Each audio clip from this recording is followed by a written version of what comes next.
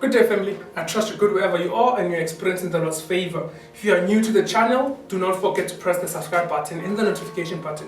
Every time when we post, you are the first one to be notified. In the next few weeks, we are going to be looking at and dissecting the person Jesus Christ and the God Jesus Christ, His divinity. For today's topic, I think I'll title it Jesus is God.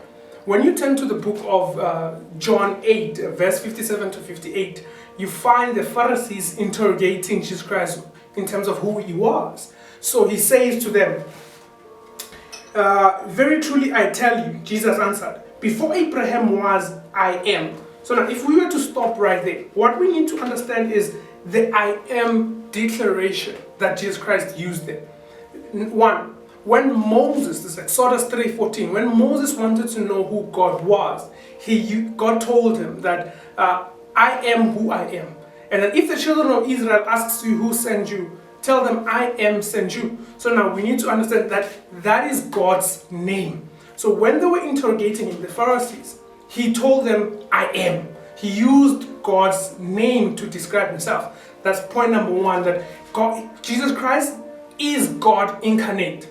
He was not just a human being or a prophet or an ambassador that God had sent. He was God himself.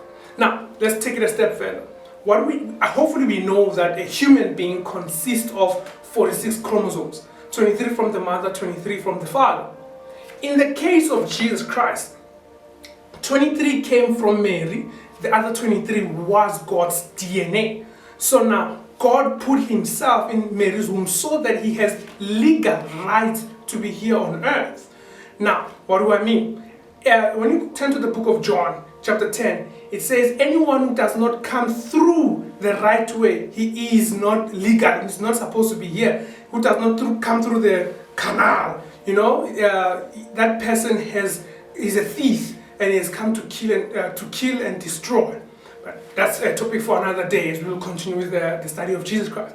Today what I wanted to establish is, now, understand that with the virgin birth of Mary, when Adam sinned, every man that was born, or every human being that was born post the Adam's fall, inherited Adam's sin and genealogy, they inherited his sin to a point where, we produced, what's that scripture? We were born into sin, shaped into iniquity.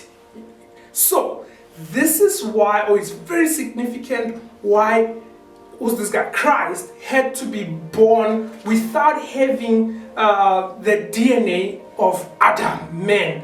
And God had to use another means for men to be saved. Because now, if Mary had conceived the normal way, then Christ's blood would have been defiled. It would not have served the purpose of paying the ransom that was required, or paying for our sins, the sin that Adam had brought into the world.